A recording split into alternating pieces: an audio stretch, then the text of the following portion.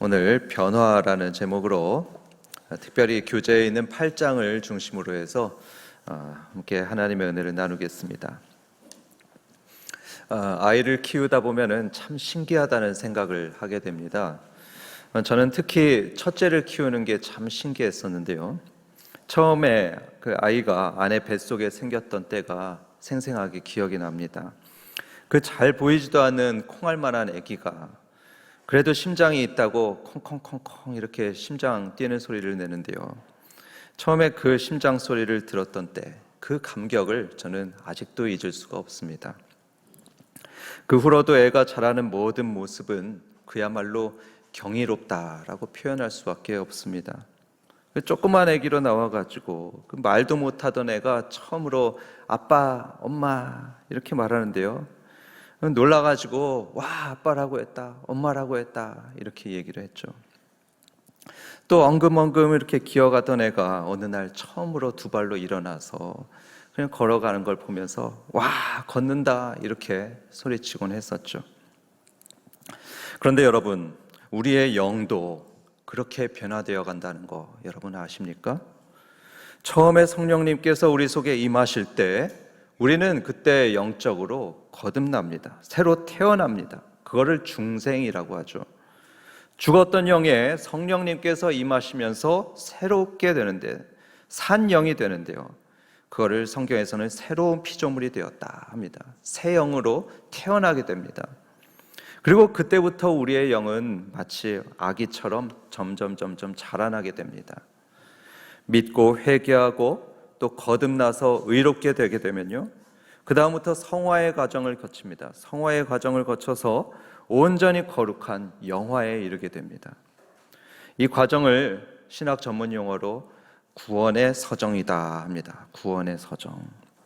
신자가 온전한 구원에 이르기까지 그 변화 성장하는 과정을 구원의 서정이다 얘기를 하죠.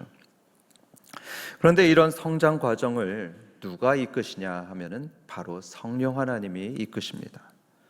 마치 어머니가 아이를 잉태하고 매일 먹이면서 가르치며 키우듯이 영적으로는 성령님께서 우리 영을 태어나게 하시고 먹여주시고 가르치시며 자라게 하십니다. 오늘은 이렇게 성령님께서 우리 속에 일으키시는 그 변화의 역사, 다시 말해서 구원의 서정에 대해서 함께 배워보도록 하겠습니다. 우선 구원의 서정에서 가장 먼저 나오는 그것은 성령님의 부르심입니다. 성령님은 사람들을 구원하기 위해서 가장 먼저 사람들을 부르시고 초청하십니다. 와서 새 생명을 받으라, 하나님의 자녀가 되라, 천국 백성이 되라, 이렇게 성령님이 부르십니다. 그런데 참 이상한 일이죠. 사람들은 이 놀라운 초청을, 이 기적 같은 초청을 받지 않고 거절을 합니다. 일부 사람들은 그 초청에 응해서 믿고 구원받기도 합니다. 하지만 많은 사람들은 그 초청을 받아들이지 않고 오히려 배척하고 거부합니다. 왜 그럴까요? 그 좋으신 하나님이 영생으로 초청하시는데, 또 천국 백성이 되라고 부르시는데 왜 그것을 거부할까요? 그 거부의 이유로 이 교재에서는 두 가지를 거론하고 있습니다. 첫 번째 이유는 우리 인간이 영적인 것을 스스로 깨달을 수 없는 존재이다. 그래서 거부한다. 이렇게 얘기합니다. 그거를 박영돈 교수는 인식론적 무능 상태다. 이렇게 표현을 했죠. 고린도전서 2장 11절에선 말씀하기를 하나님의 일을 하나님의 영 외에는 아무도 알지 못하느니라 했습니다. 하나님의 일을 하나님의 영 외에는 아무도 알지 못한다. 그러니까 하나님의 행하시는 일은 하나님만 아시는 거죠. 사람은 알 수 없다는 말씀입니다. 즉 인식론적 무능을 말씀하고 있는 겁니다. 그래서 우리의 머리로는 이 복음의 진리를 깨달을 수가 없습니다. 아무리 똑똑하고 아무리 최고의 지성인이라 하더라도 예수님이 하나님의 아들이시고 그가 우리의 인류를 위해서 구원하기 위해서 오셨으며 우리를 위해서 또 죽으시고 부활하셨다는 그 사실을 스스로는 깨닫지 못하고요, 스스로는 믿음으로 받아들일 수 없습니다. 그런데 이보다 더 심각한 것은 마음입니다. 이 사람의 마음 역시 타락을 해가지고요, 이 로마서 1장 28절에서는 이렇게 말씀합니다.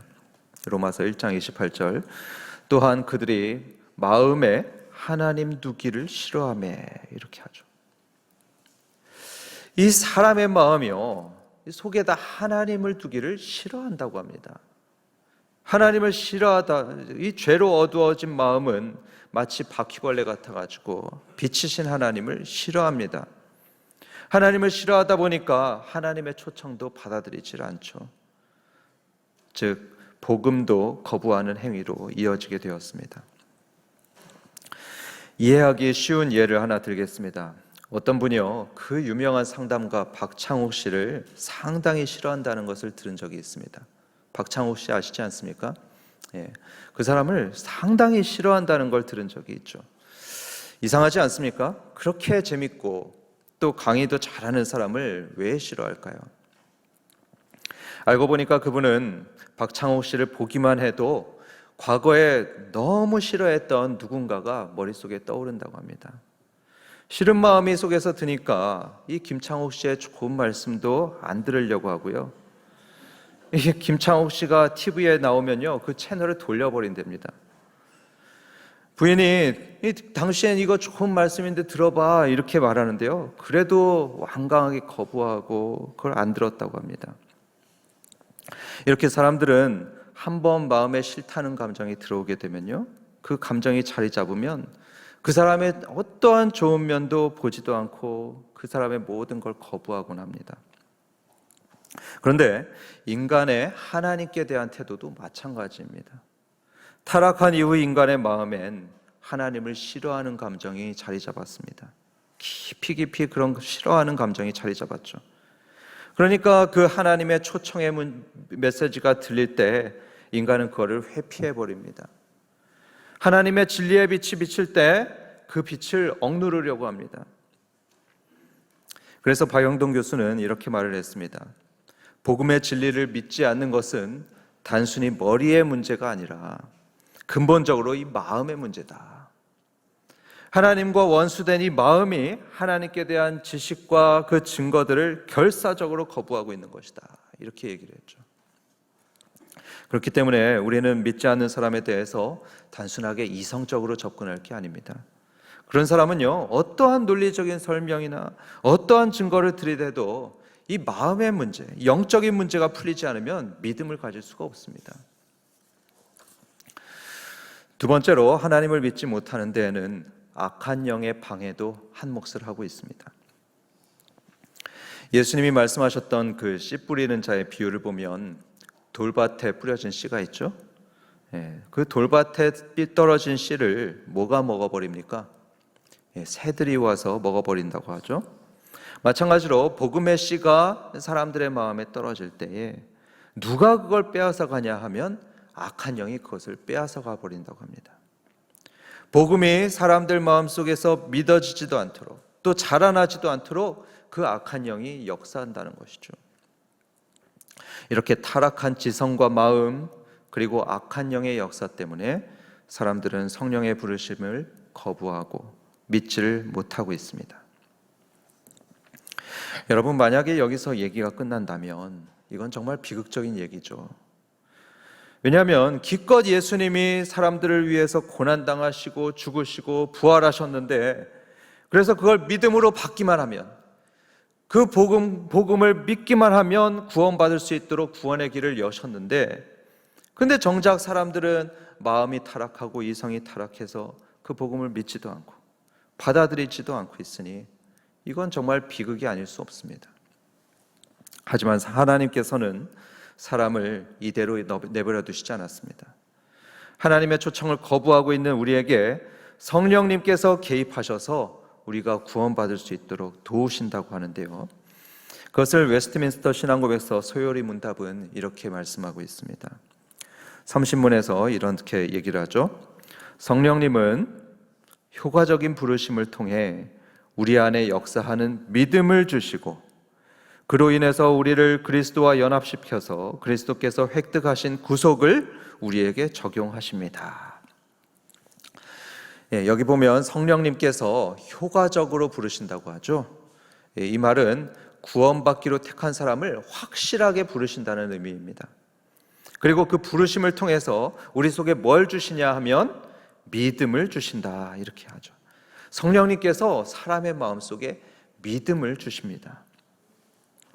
덕분에 우리는 전에는 도무지 믿을 수 없었던 복음을 어느 날 믿게 되는 일이 벌어집니다. 전에는 믿지 못했었는데 어느 날부터는 예수님께서 하나님의 아들이시라는 것이 믿어지기 시작하고요, 그 예수님께서 나를 위해서 십자가에서 죽으시고 부활하셨다는 게 믿어지기 시작합니다. 처음에는 신기하다는 생각이 들 수 있죠.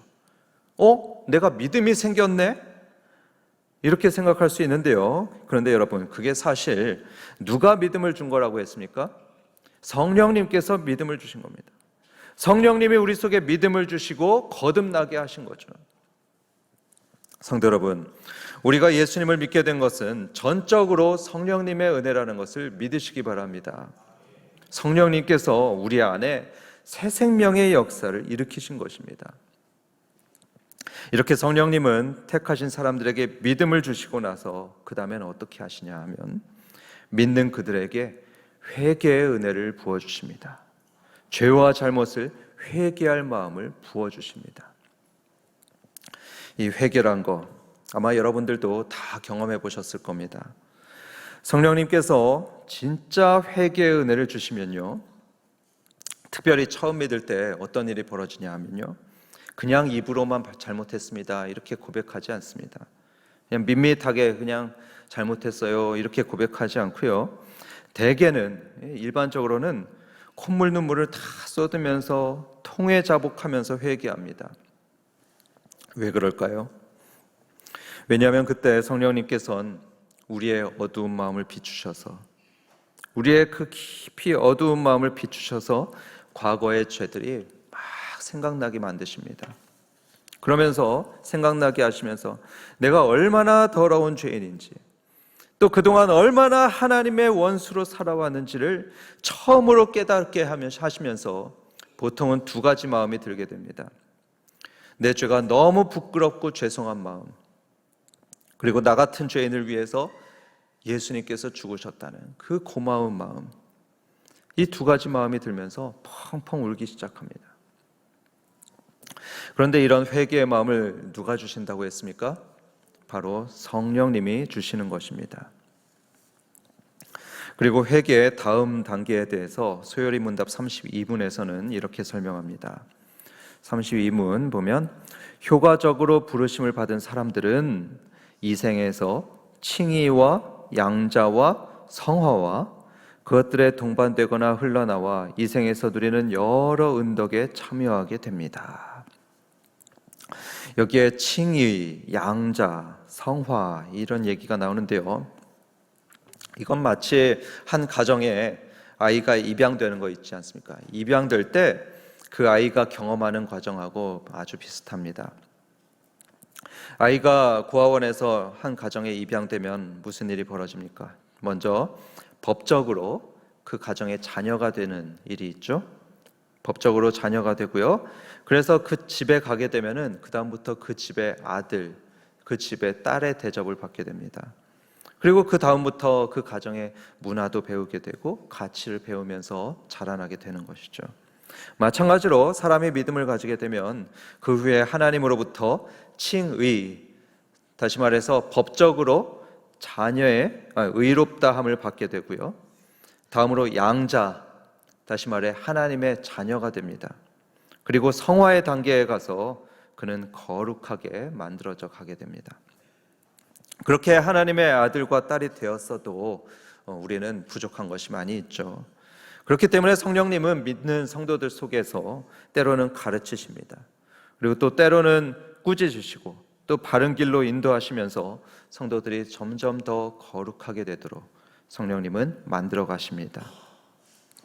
이 모든 과정을 오늘 본문 말씀인 로마서 8장 30절은 이렇게 요약하고 있습니다. 같이 읽어볼까요? 로마서 8장 30절. 또 미리 정하신 그들을 또한 부르시고 부르신 그들을 또한 의롭다 하시고 의롭다 하신 그들을 또한 영화롭게 하셨느니라. 여러분, 이 말씀을 읽고 또 읽어보면요, 정말 성령 하나님의 사역이 너무 감사하다는 것을 생각하게 됩니다. 성령님은 처음에 우리를 부르신 때부터 마지막 영화에 이르기까지 우리의 구원을 위해서 너무 열심히 일하시는 분이십니다. 마치 어머니가 아이의 첫걸음부터 성인이 되기까지 계속 함께하며 가르치시듯이, 성령님은 우리가 영적으로 태어나는 순간부터 마지막 하나님 나라의 영광스러운 백성이 되기까지 한 걸음 한 걸음 우리를 인도하고 계십니다. 여러분, 그래서 우리가 이렇게 예수님을 믿고 하나님의 자녀가 된 게 얼마나 큰 은혜인지 모릅니다. 이 모든 것이 성령님의 역사입니다. 지금도 우리를 향한 성령님의 일하심은 계속되고 있습니다. 성령님은 지금도 우리 각자의 삶에서 거룩한 변화를 일으키고 계시고요, 우리를 더욱더 새 사람으로 만들기 위해서 하나님은 노력하시고 또 소원하고 계십니다. 이런 성령님께 우리는 이런 기도를 드려야 할 줄 믿습니다. 성령님, 저는 연약하니 저를 도와주시옵소서. 더 변화되게 하여 주시고 더 새롭게 해주시옵소서. 이렇게 기도하는 성도들을 성령님께서 반드시 도우실 것을 믿습니다.